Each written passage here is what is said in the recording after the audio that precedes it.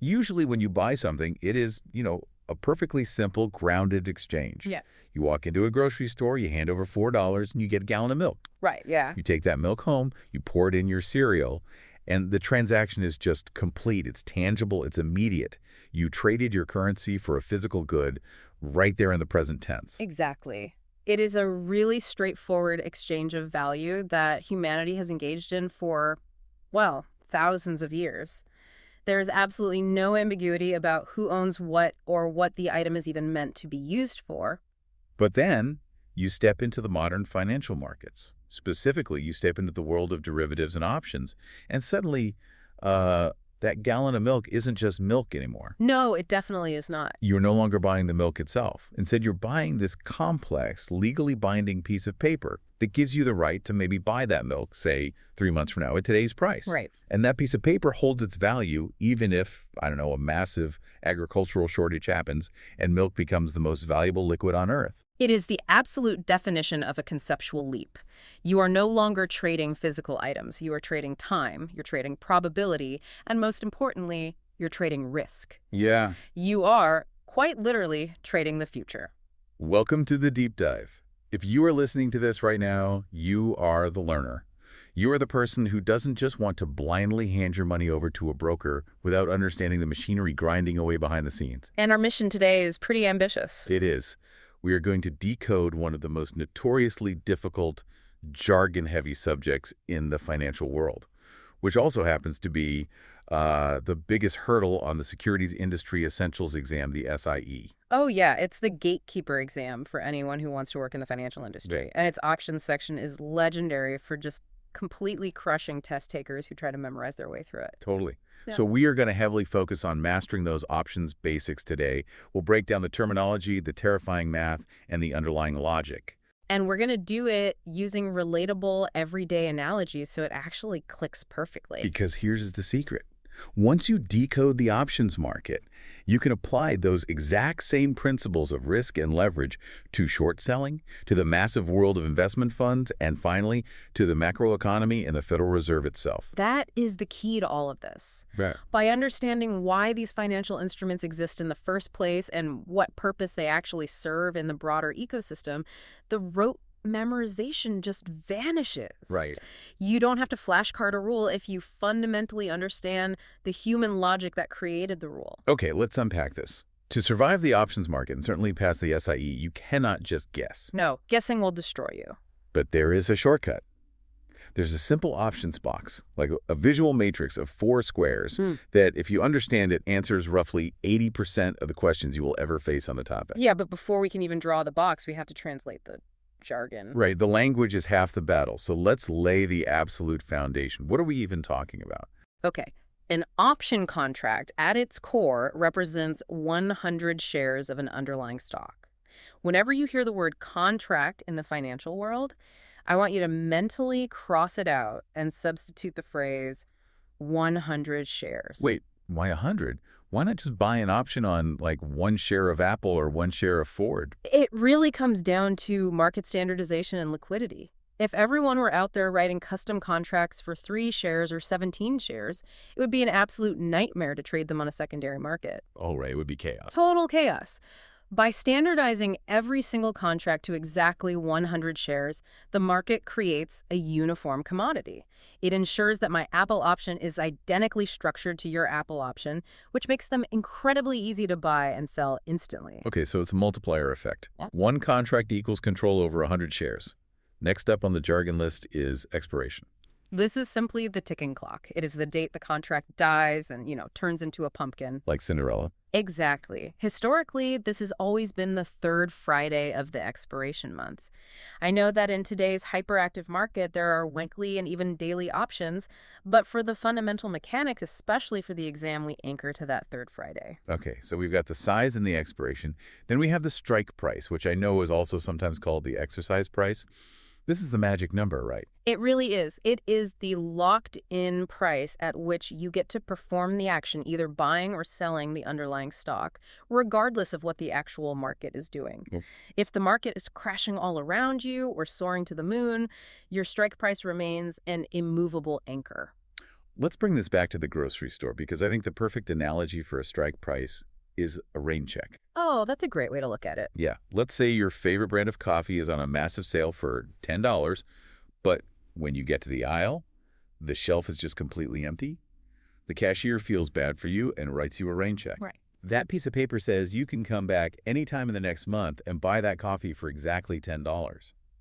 Even if a global coffee blight wipes out the crops next week and the price of coffee shoots up to $20 on the open market. Your rain check, your strike price, guarantees you can still buy it at 10. Exactly. It's a perfect parallel. You have locked in a reality that defies the open market. But in the financial world, you didn't get that rain check for free as an apology from a cashier. You actually had to buy it. And that brings us to the premium. The premium. The cost of entry. Right. The premium is the cost of the contract per share. Because every contract represents 100 shares, if the premium is listed on your screen as $4, you are actually paying $400 out of your pocket for that contract. It is the non-refundable fee to play the game. So we have the contract size of 100, the expiration ticking clock, the strike price rain check, and the premium cost. Now, what actions can we actually take with these? There are only two fundamental types of options, calls and puts. Okay, calls and puts. Break those down for me. A call is the right to buy the stock.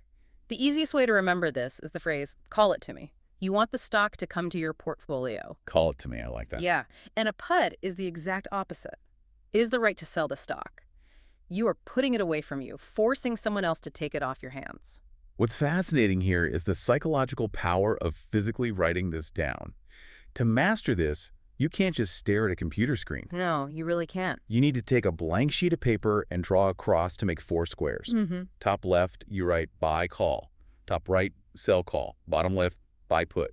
Bottom right, sell put. Yes, the famous options box.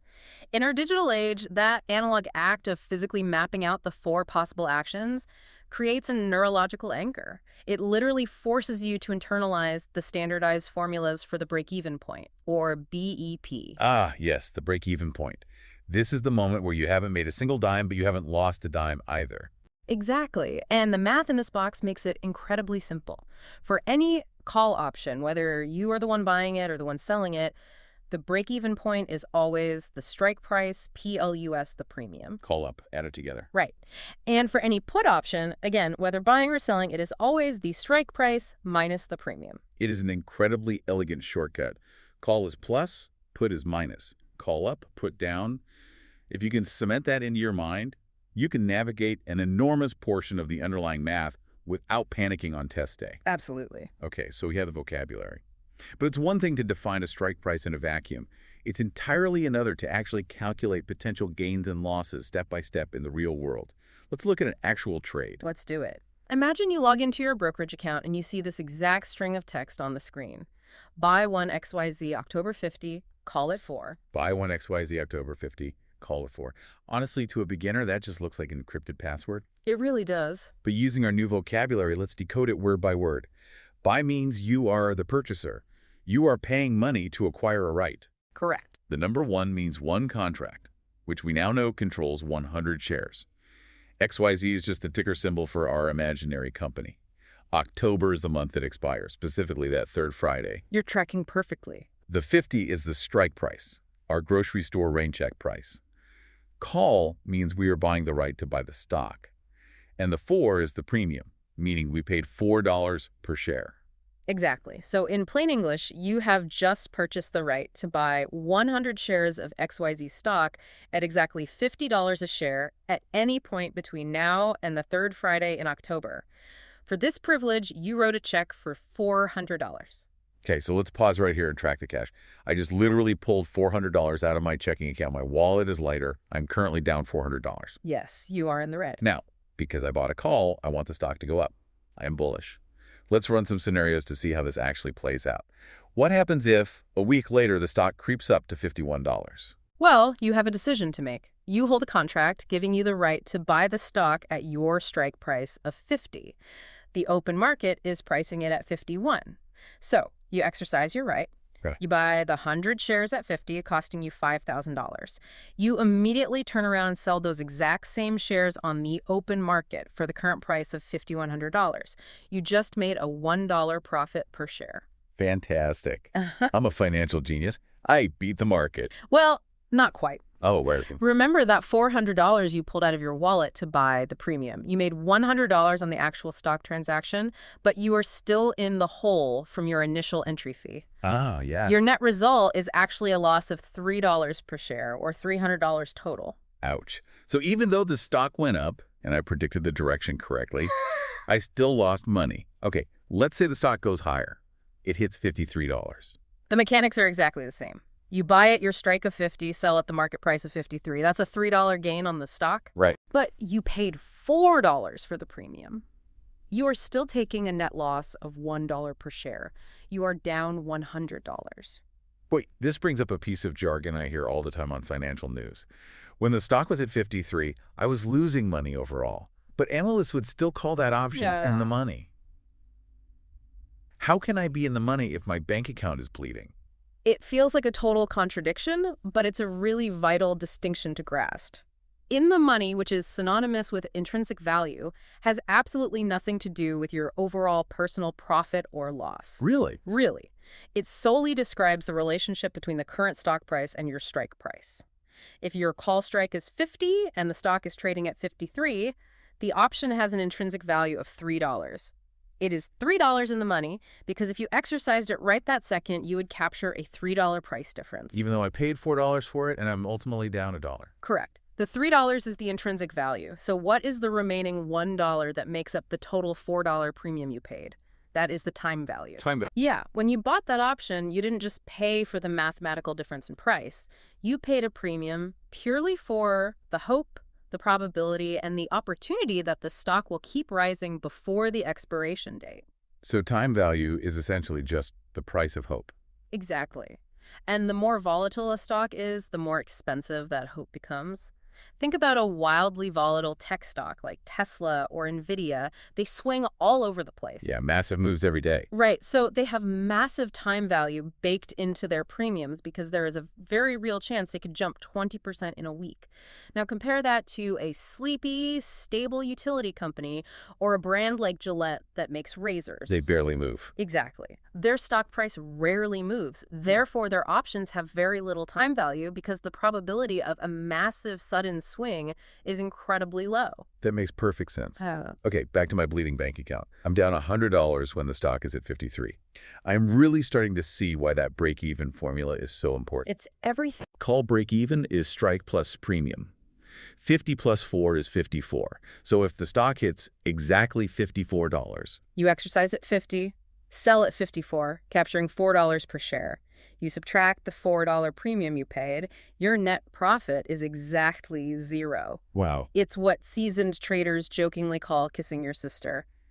There is no real thrill, but nobody got hurt. You made $400 on the trade, you lost $400 on the premium, you break perfectly even. But here's the magic scenario. Right. What if the company cures a major disease or invents like a frictionless battery and the stock skyrockets to $60? Now the leverage kicks in. You exercise your right to buy at 50.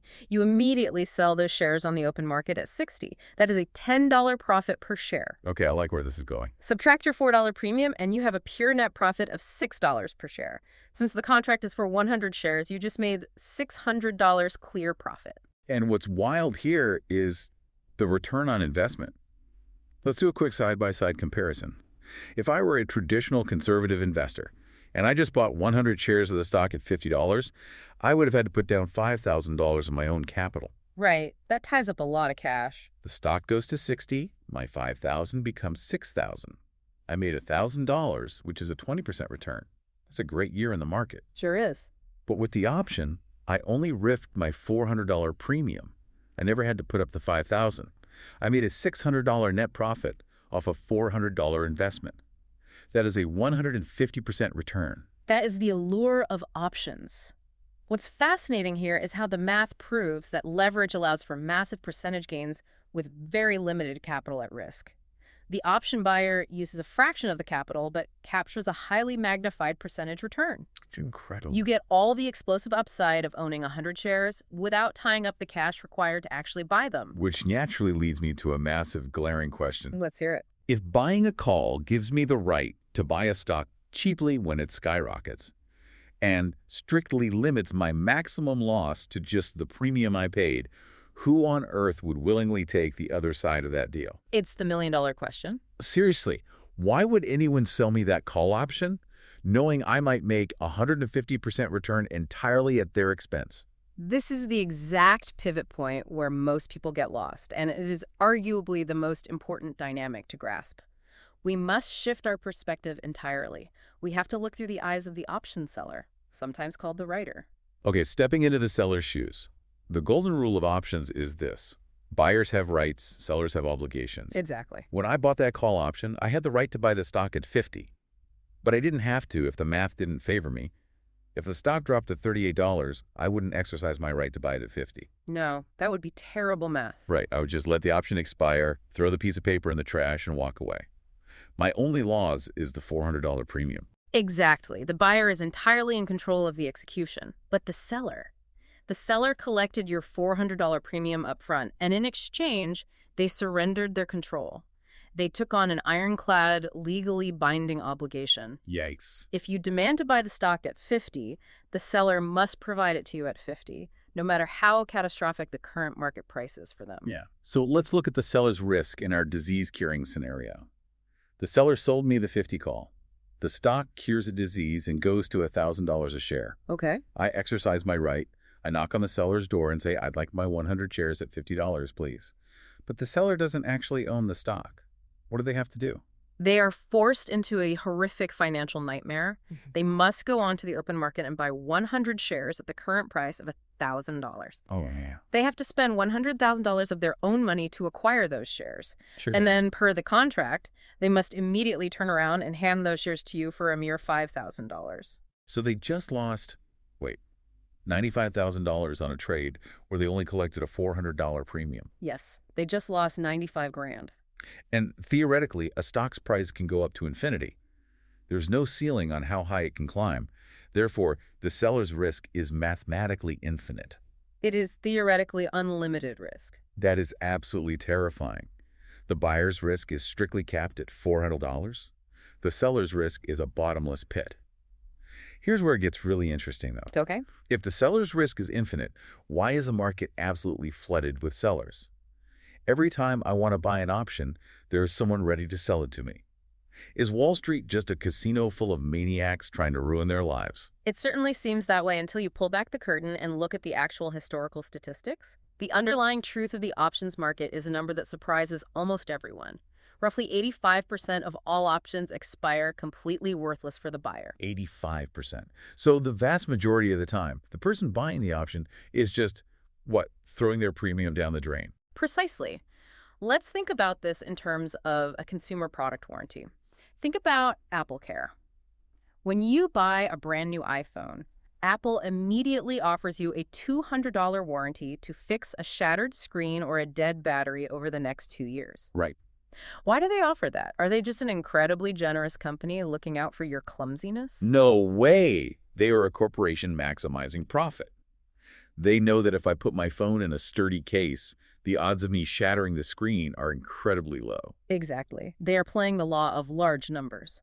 Apple knows that 85 to 90% of people will never drop their phone hard enough to break it. Apple happily collects millions of $200 premiums up front, completely risk-free for the vast majority of those policies. I see. They know they will occasionally have to pay out for a repair, but the mountain of premiums they collected more than covers those isolated losses. So institutional option sellers operate the exact same way. It is the insurance underwriting model applied directly to the stock market. They're playing the house odds. Yes, they are the casino, but it is not a game for the faint of heart. There is an old Wall Street adage that describes selling options as picking up quarters in front of a steamroller. Wow, that paints a picture. It really does. You win small amounts, those $400 premiums, 85% of the time. You are just happily bending over, picking up quarters, building a nice little pile of income. But the 15% of the time you miscalculate or a black swan event happens. You get utterly crushed by the steamroller of unlimited risk. Crushed. It requires immense discipline, massive diversification, and usually incredibly deep pockets. For a regular retail investor, selling naked or uncovered calls, meaning you don't own the underlying stock to protect yourself, is widely considered one of the most dangerous activities in all of personal finance. Which perfectly explains why options were not originally designed to be speculative gambling tools. Their true original purpose in the market was to act as a shield. They were designed for defense. That brings us to the concept of hedging. How are options actually used alongside actual stock ownership? There's an acronym that helps map this out, HIP. HIP. Hedge, insurance, protection. This is the defensive, responsible use of options. Let's say you own 100 shares of a stock. In industry terms, you are long the stock. Right. You bought it at $50, but you watch the news, and you are terrified the broader market is about to crash. To protect your investment, you buy a put option with a strike price of $45. Because a put is the right to sell. So you pay a premium, let's say $300 for this put contract. If the stock price plummets to $20, you don't have a heart attack. No, I'm relaxed. You have a legally binding contract that allows you to force someone to buy your shares for $45. Your loss is strictly capped. You lost the $5 drop from 50 to 45, plus the $300 premium you paid for the insurance. Okay, so let me do the math. My maximum possible loss is $800, even if the company goes entirely bankrupt and the stock goes to zero. Exactly. You have purchased an insurance policy on your portfolio. You sacrificed a little bit of capital, the premium, to guarantee a floor under your life savings. That's incredibly smart. It is. But what if you aren't worried about a crash? What if your stock is just trading flat, going absolutely nowhere, and you want to squeeze some extra cash out of it? This introduces one of the most popular strategies in the market. Covered calls. Covered calls. I actually have a friend who does this with his Ford stock. Ford is a massive, reliable company, but the stock price rarely moves. It just sits around the same price for years. That's a classic dividend stock. Yeah, it pays a dividend, but he wanted more yield. So because he already owns the shares, he acts as the seller of a call option. Right. He owns the stock, so his position is covered. He is shielded from that steamroller we talked about. He sells a call option with a strike price slightly above the current market price. Let's say Ford is trading at $10. He sells a 12 call and collects a $2 premium, or $200 per contract. If the stock just meanders and stays flat at $10, the option expires worthless. The buyer walks away, and your friend just pockets the $200 premium as pure income. He can do this month after month, generating a synthetic yield on a completely stagnant stock. And what if the stock actually does shoot up? What if Ford announces a revolutionary new truck and the stock jumps to $15? He sold someone the right to buy it at $12. Because he already owns the shares, he doesn't face that infinite risk we talked about earlier. He doesn't have to go to the open market and buy shares at 15. Right, because he has them in his account. Exactly. He simply hands over his own shares at the $12 strike price. Yeah. He limits his upside. He misses out on the jump from 12 to 15, but he doesn't lose his shirt.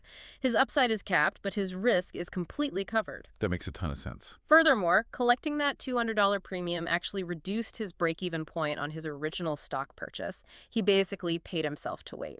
This idea of selling something you don't own versus selling something you do own leads us to one of the most controversial, aggressively debated mechanics in the entire stock market: short selling. Oh boy. We touched on this with the naked call seller, but short selling the stock itself, not an option. The actual stock is a whole different beast. So how do you sell a stock you don't even own?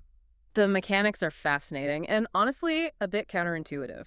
Short selling is executed when an investor firmly believes a stock's price is going to fall. They are extremely bearish. But instead of buying a put option for insurance, they borrow the actual shares of the stock from their broker. Okay, they borrow them. Yes. They take those borrowed shares and immediately sell them on the open market at the current high price, pocketing the cash. I just want to pause and highlight how crazy that sounds to a normal person. I am taking cash from a buyer for an asset I do not legally own. Correct. But you now have a debt. You don't owe the broker money, you owe the broker shares. Your goal is to wait for the stock price to drop, buy the shares back on the open market at the new lower price, return those shares to the broker to clear your debt, and keep the price difference as your profit. Let's use a physical analogy to make this visceral. Imagine you borrow your friend Michael's vintage Porsche for the weekend. Okay, dangerous, okay. While he's out of town, You drive that Porsche straight to a dealership and sell it for $60,000 in cash. Which, in the real world of automobiles, is literally grand theft auto, but in the stock market, it is standard operating procedure. Exactly. So I have $60,000 in a briefcase. My master plan is to go across town, find the exact same model of Porsche being sold by a desperate seller for $50,000, buy it, park it in Michael's garage before he gets home, and I just made a free $10,000 without ever really owning a car. Sounds foolproof. But what is the fatal flaw in my plan? What is the risk? The risk is that while you were holding that $60,000 briefcase, you realize Michael's Porsche was a rare, limited edition collectible. A famous movie star is seen driving one, demand spikes globally overnight, and the absolute cheapest replacement Porsche you can find anywhere is now selling for $200,000. Oh, no. You still owe Michael a Porsche. You have to take your $60,000, drain your life savings, take out a second mortgage on your house to come up with the remaining $140,000, buy the car, and return it. Your loss is utterly devastating. And that is unlimited risk materialized. Because the price of a stock can theoretically climb to infinity, a short seller's potential loss is infinite. You could lose vastly more money than you ever put into the trade. We saw this play out on a historic scale a few years ago with the GameStop short squeeze. It is the perfect modern case study. Wall Street hedge funds had heavily shorted GameStop when it was trading around $10 to $20 a share. They borrowed millions of shares, assuming GameStop was a dying, obsolete, brick-and-mortar retailer heading for bankruptcy. And if they go bankrupt, what happens? If a company goes bankrupt, the stock goes to zero, the short sellers never have to buy the shares back, and they keep 100% of the cash they made from selling the borrowed shares. But then, an army of retail investors on platforms like Reddit noticed something. They saw that the hedge funds had shorted more shares than actually existed in the public float. The hedge funds were fundamentally trapped if the price went up. Yeah, they were extremely vulnerable. So the retail investors started buying the stock aggressively, driving the price higher and higher. And as the price rose, the brokers who lent the shares to the hedge funds started getting nervous. They issued margin calls, demanding the hedge funds put up more collateral to cover their massive bleeding losses. Like owing Michael the Porsche. Exactly. To meet those margin calls, the hedge funds had to start buying back the stock at whatever price they could find just to close their positions. This forced buying drove the price even higher, triggering more margin calls in a vicious upward spiral. A short squeeze. A historic one. The stock peaked at astronomical levels intraday. Hedge funds were forced to buy back shares for hundreds of dollars that they had originally shorted at 20. It resulted in billions of dollars in losses and the complete collapse of major funds. It is a stark reminder of the mathematical reality of borrowing an asset to sell it. The risk is asymmetrical. If you buy a stock, the most you can lose is 100% of your investment. If you short a stock, you can lose 1,000% of your investment. And because of that extreme systemic risk, financial regulators do not allow you to short sell in a standard cash account. You are legally required to use a margin account. Okay, so what exactly is that? A margin account involves borrowing money or assets from your broker, and it comes with strict federal collateral requirements governed by the Federal Reserve's Regulation T. Currently, Reg T mandates a 50% initial deposit. So if I want to short $10,000 worth of stock, I cannot just do it on a whim. I have to have $5,000 of my own cash sitting in the account as a cushion to protect the broker. And opening this margin account requires specific, heavily tested paperwork. There are 3 key forms to understand.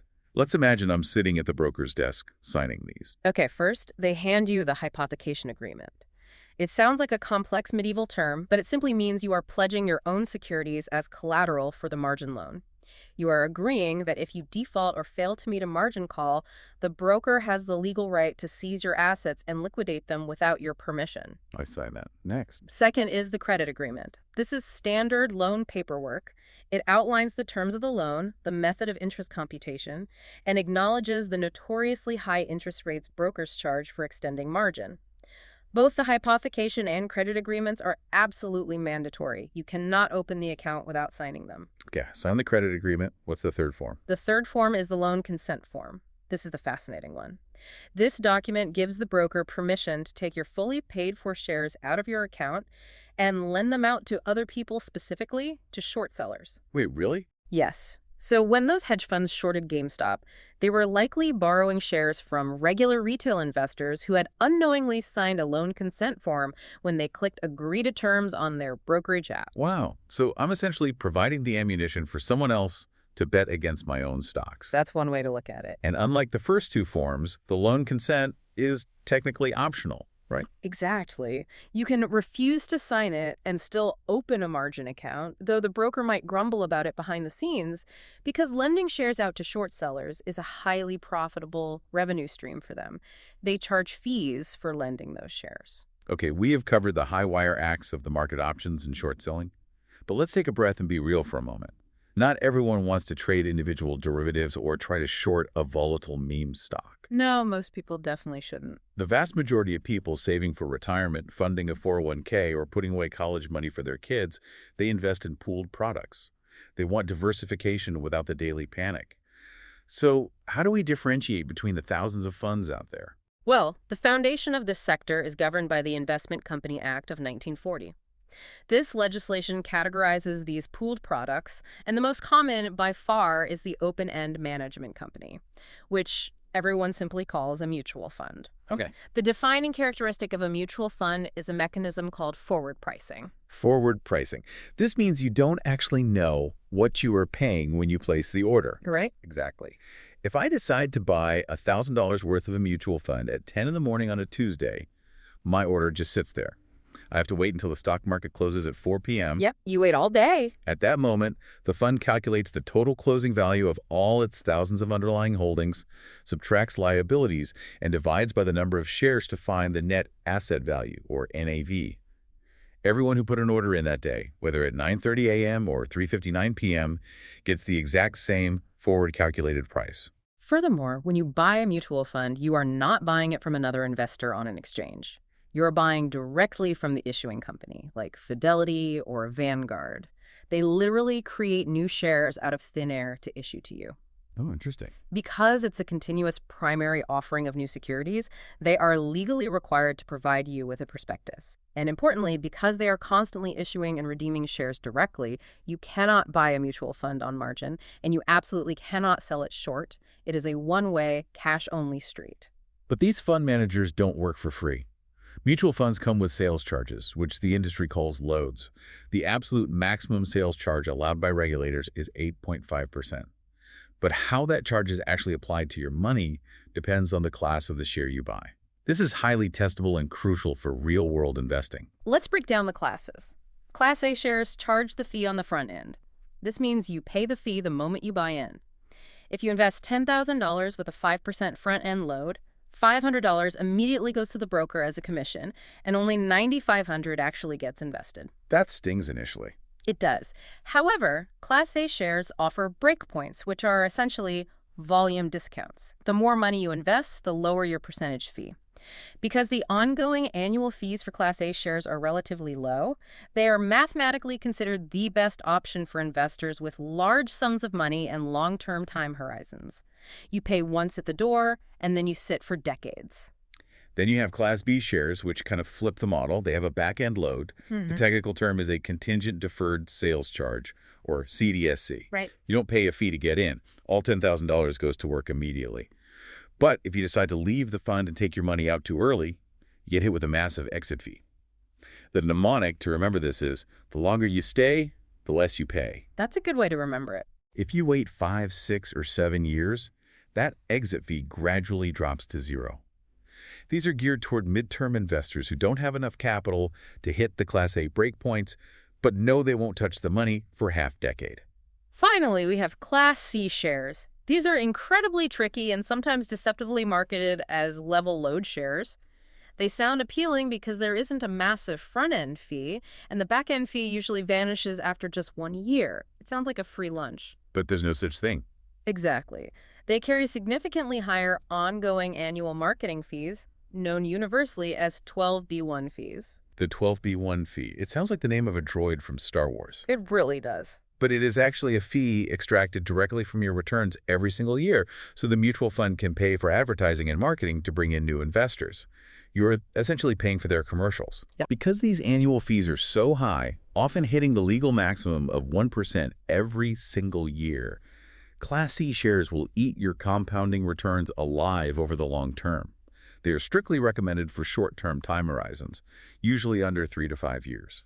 And beyond the fees, there is one major structural flaw with mutual funds that makes them incredibly frustrating for taxable accounts. By law, open-end funds must distribute at least 90% of their realized net investment income and capital gains to their shareholders every year. Why does that law even exist? It's to prevent mutual funds from acting as massive, untaxed corporate piggy banks. By forcing the distribution, the tax burden is passed from the corporation directly to the individual shareholder. But think about what that means for me, the investor. Let's say I buy a mutual fund and I hold it tightly. I never sell a single share. I'm being a good long-term investor. Right. But inside the fund, the portfolio manager is actively trading. They sell a bunch of Apple stock for a massive profit to rebalance the portfolio. At the end of the year, the fund distributes that capital gain to me. I suddenly get hit with a tax bill for a capital gain. Even though I didn't sell anything and I haven't cashed out a dime, it's a phantom tax. Exactly. You are forced to pay taxes on internal fund mechanics you have absolutely no control over.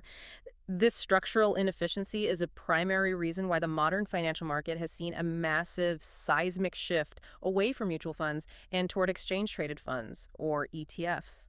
To understand why the ETF is basically the holy grail for modern retail investors, we first need to quickly contrast open-end mutual funds with closed-end funds. Right, so a closed-end fund operates more like a traditional corporation. It issues a fixed, limited number of shares through an initial public offering or IPO. Once those shares are issued, the fund's door is permanently closed. Ah, hence the name. If you want to buy in, you cannot go to the issuing company. You have to buy existing shares from another investor on a public stock exchange, just like buying a share of Microsoft. Because it trades on an exchange, its price fluctuates all day long based purely on supply and demand. It might trade at a premium above its actual NAV or at a discount below it. Okay, so you can buy it on margin then. Yes. Because it trades exactly like a stock, you can buy a closed-end fund on margin, and you can sell it short. Okay, so that sets the stage for the evolution of the ETS. Yeah. An ETF, technically speaking under the 1940 Act, is classified as an open-end fund. But, and this is the trick for the exam and for life, it acts exactly like a closed-end fund. It trades all day long in exchange. You could buy it at 10 a.m. and sell it at 10:05 a.m. You don't have to wait for that 4 p.m. forward pricing. But the real revolution of the ETF is twofold: passive management and tax efficiency. Unlike traditional mutual funds, which employ highly paid teams of analysts trying to outsmart and beat the market through constant trading, most ETFs are passively managed. They just follow a rule book. Exactly. They simply track a set index, like the S&P 500. They buy the 500 companies in the exact weightings of the index, and they leave it alone. They only rebalance their portfolios quarterly. They don't need highly paid managers, so their internal fees are often fractions of a percent. And because they aren't actively trading, they aren't generating those massive internal capital gains. Plus, without getting too deep into the plumbing, the way ETFs create and redeem shares with institutional market makers is done in kind, meaning it doesn't trigger taxable events for the retail shareholders. It's beautiful. If you buy a broad market ETF and hold it for 20 years, you essentially pay zero capital gains taxes on it until the day you finally decide to sell it. You avoid the annual tax drag entirely. It's a vastly superior structure for the buy and hold investor. It is the ultimate democratic financial tool. But of course, Wall Street couldn't just leave a good, simple, boring thing alone. They had to inject leverage and derivatives into the ETF structure, creating leveraged and inverse ETFs. Yes. When I look at a brokerage screen, I see things like a 3x leveraged inverse S&P 500 EPF. If an ETF is supposed to be a safe, passive basket of stocks, what on earth is that? It sounds like a financial weapon. It practically is, if used incorrectly. An inverse ETF uses complex derivatives to move in the exact opposite direction of the market index. If the S&P 500 drops 10% in a day, the inverse ETF goes up 10%. It is a hedging tool, or a way to speculatively bet against the market without the unlimited risk of traditional short selling. A leveraged ETF uses financial debt to amplify the returns. A 2x leveraged ETF is designed to go up 20% if the underlying index goes up 10%. But the sword swings both ways. If the market drops 10%, that 2x ETF plummets 20%. And the most critical thing to understand about these products is the daily reset. Oh, this is so important. Because they use daily derivatives to achieve that leverage, the math gets severely distorted over time in a choppy market. They suffer from volatility decay. You Absolutely do not buy a 3x leveraged ETF and put it in your retirement account for 10 years. It will likely trend towards zero. They are strictly short-term, intraday trading instruments. Precisely. They are speculative tools designed for day traders to capture immediate momentum, not long-term investments. And speaking of the broader market momentum that dictates whether these funds go up or down, we must zoom out. Whether you hold calls, puts, mutual funds, or ETFs, your entire portfolio is just a tiny boat floating on the massive ocean of the macroeconomy. And the SIE exam tests your understanding of how the government and the Federal Reserve attempt to steer that massive ocean. Let's look at the foundational theory. The foundation is the economic cycle, which predictably oscillates through four distinct phases: expansion, peak, contraction, and trough. An expansion is a growing, humming economy. Gross domestic product, or GDP, is rising, corporate profits are up, and employment is strong. And then the contraction. Right. A contraction is a shrinking economy, where production slows and unemployment rises. A recession is formally defined by economists as 2 consecutive quarters, 6 straight months of declining GDP. Let's clarify GDP versus GNP, because they sound identical but measure very different things. GDP is gross domestic product. It measures the value of all goods and services produced strictly inside the geographic borders of the United States, regardless of who owns the factory. If a Japanese automaker builds cars in Ohio, that counts towards U.S. GDP. Correct. GNP is gross national product. It measures everything produced by U.S.-owned companies anywhere in the world. If an American tech company manufactures phones in Vietnam, that counts towards U.S. GNP, but not GDP. During an expansion, when the economy is booming, people have jobs, they feel wealthy, and they start buying more things. This increased aggregate demand for goods leads to higher prices, which is the definition of inflation. A critical point to understand is that mild inflation, typically targeted around 2 to 3%, is actually the sign of a healthy, growing economy. It means demand is robust and businesses have pricing power. But wait, regular people hate inflation because milk and eggs cost more at the grocery store. How is that good? It is only good if it is balanced by wage growth. The key metric economists watch is real wages. Real wages equal wage growth minus inflation. If inflation is running at 3%, but your annual raise is 4%, your real wages are positive. Your actual purchasing power is increasing, even though prices are numerically higher on the shelf. What about when prices drop? Deflation, where prices broadly fall across the entire economy, sounds great to a consumer at first, but it is usually a terrifying sign of a collapsing economy where demand has completely evaporated, leading to massive layoffs. So how does the system manage this delicate balance to keep inflation from spiraling out of control without plunging us into deflation? There are two distinct policy levers: fiscal policy and monetary policy. Let's start with fiscal. Fiscal policy belongs to the politicians, Congress, and the president. It involves changing tax rates and government spending. If they want to stimulate the economy, they cut taxes so people have more money, and they increase government spending on infrastructure to create jobs. Monetary policy, however, belongs to the Federal Reserve. The Fed is essentially the central bank of the United States, and their dual mandate is to control the money supply to promote maximum employment and stable prices. To remember the tools the Fed uses to manipulate the money supply, we use the acronym DORM. DORM. Yeah. Discount rate, open market operations, reserve requirement, and margin. Let's walk through DORM, starting with the big one, the discount rate. This is the baseline interest rate the Federal Reserve charges large commercial banks to borrow money directly from the Fed overnight to meet their liquidity needs. Think about the ripple effect of this single rate. If the economy is overheating during an expansion, inflation is getting too high, prices are spiraling, the Fed needs to put on the brakes. They do this by raising the discount rate. If it suddenly costs commercial banks more to borrow money from the Fed, the banks pass that cost down the chain. They pass it to us. Exactly. They raise the interest rates they charge consumers for mortgages, auto loans, and credit cards. Suddenly, borrowing money is incredibly expensive. Right. People stop buying houses, businesses stop borrowing to build new factories, spending slows down, demand drops, and inflation cools off. And if we are in a contraction, heading toward a brutal recession, the Fed tries to stimulate the economy and achieve a soft landing. They lower the discount rate, making money artificially cheap. Banks lower their loan rates. Suddenly, a 3% mortgage looks incredibly appealing. Consumers buy homes, businesses borrow cheap capital to hire 10 new employees, and the economy is shocked back to life. It's all connected. Manipulating that single esoteric discount rate trickles all the way down to whether a family can afford a minivan. The O in DORM is open market operations, which is arguably the Fed's most frequently used tool. This involves the Federal Open Market Committee, or FOMC, buying and selling U.S. Treasury securities directly with primary dealer banks. This is literally the plumbing of the economy. This one always twists my brain. If the Fed wants to slow down an overheating economy and fight inflation, do they buy treasuries or sell them? Think of it as a physical transaction of cash. If the Fed sells treasuries to the banks have to hand over their physical cash to the Fed to pay for those bonds. That cash goes into the Fed's vault, effectively removing it from the public economy. Oh, I see. Because the banks have less cash in their vaults, they have less money to lend out to consumers. The money supply tightens, borrowing becomes harder, and the economy slows down. Selling sucks cash out. Okay, so selling acts like a vacuum. Therefore, if the Fed wants to stimulate a dying economy, they buy treasuries back from the banks. The Fed hands freshly printed cash to the banks. The banks suddenly have vaults overflowing with cash, so they lower lending standards and desperately pump that money into the economy through loans to consumers and businesses. Buying injects cash. Exactly right. It's an elegant, massive system of fluid dynamics.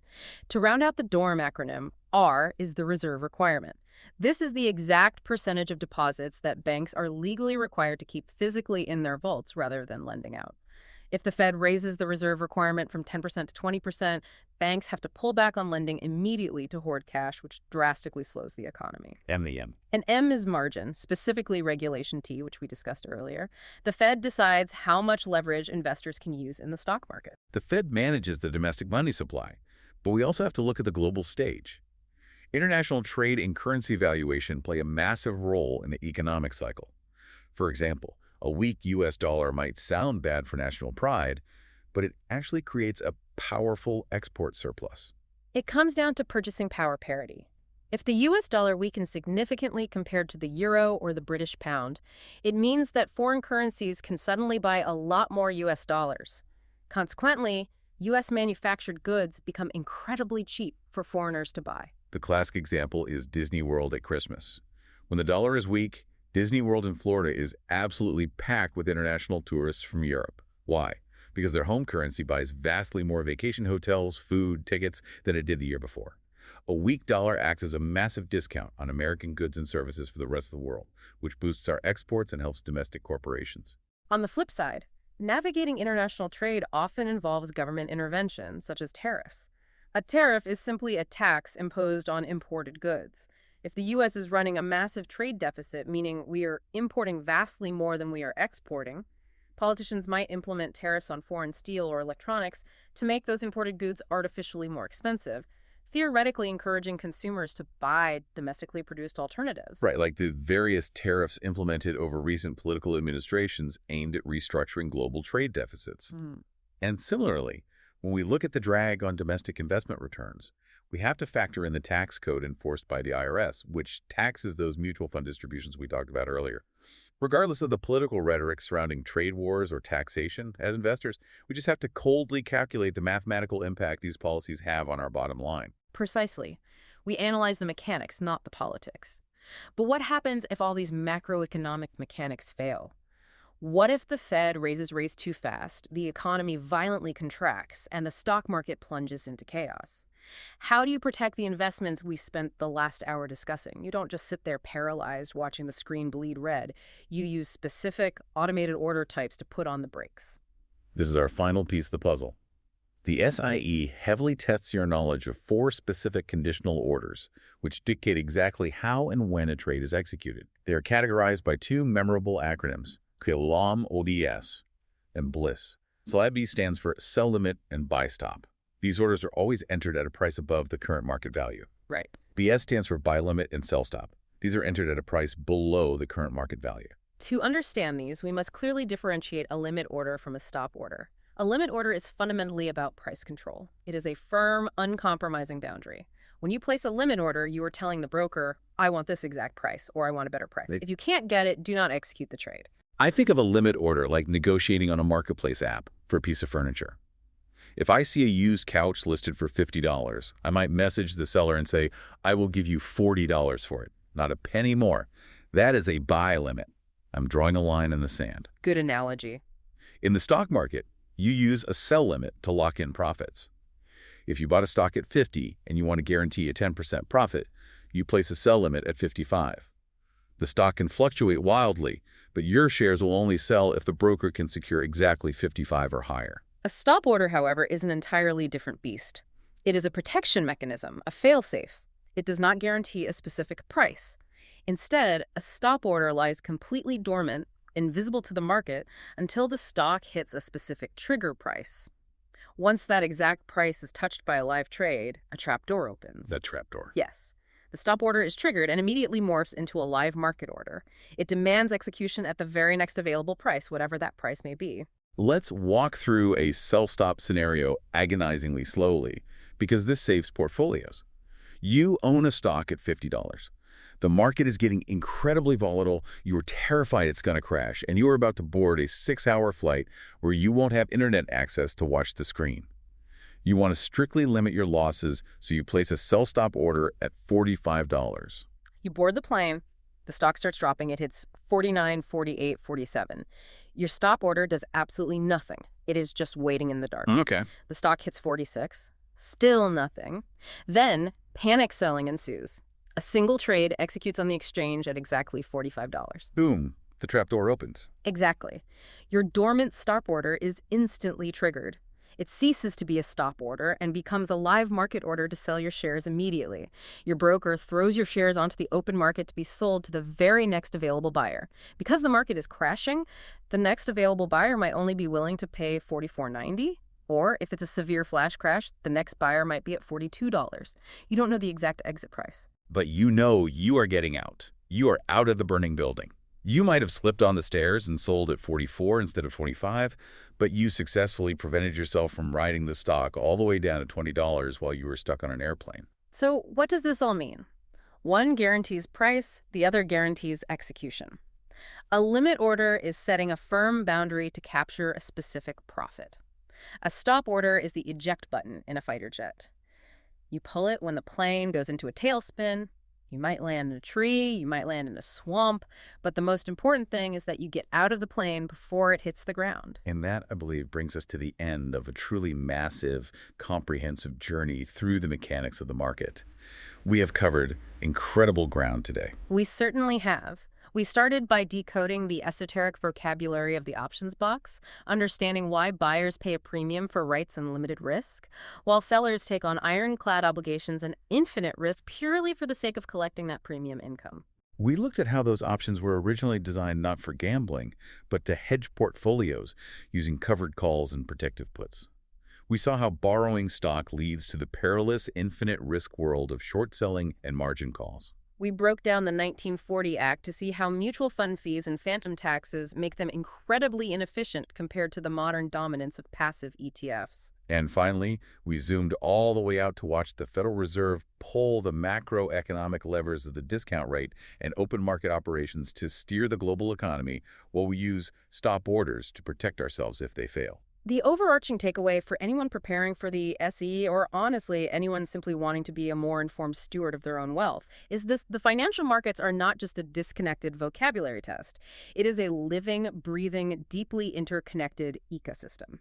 Once you understand the why an institutional seller willingly takes on unlimited risk to underwrite insurance, why the Fed sells treasuries to vacuum cash out of an overheating economy, why an ETF is structurally superior to a mutual fund for a buy and hold strategy, the rote memorization just vanishes. The mechanics make profound logical sense. It is a massive shift in perspective. But before we sign off, I know you always like to leave us with something to ponder. We've spent an hour demystifying all this machinery. What's the final thought? Well, this raises an important, almost philosophical question that builds on everything we've discussed today. We have spent an hour talking about actively protecting portfolios, using puts, managing covered calls, calculating intrinsic value, and setting sell stops to navigate the turbulent waters of individual stocks. Yeah. But the reality of the modern market is shifting rapidly. The market is increasingly dominated by passively managed ETFs that blindly buy massive baskets of the index, regardless of underlying company valuations. And simultaneously, it's dominated by complex, automated options derivatives traded by algorithms that trigger massive waves of automatic buying and selling based purely on momentum, not fundamentals. Oh, wow. So the question is, if the vast majority of daily market movement is now dictated by passive index funds rebalancing and algorithmic options trading chasing micropennies, are we still actually investing in the underlying companies? Are we still analyzing their cash flows, their products, and their leadership? Or have we crossed a threshold where we are merely trading the abstract mechanics of the market itself? That is a haunting thought. Are we actually buying the gallon of milk anymore, or are we just trading millions of algorithmic coupons for milk that doesn't even exist yet? It brings us right back to where we started. The physical, tangible reality of the market is constantly battling against the sheer abstraction of the derivatives that control it. It's a brilliant place to leave it. Thank you for joining us on this deep dive, learner. Keep asking the hard questions, keep looking beneath the jargon, and we will see you next time.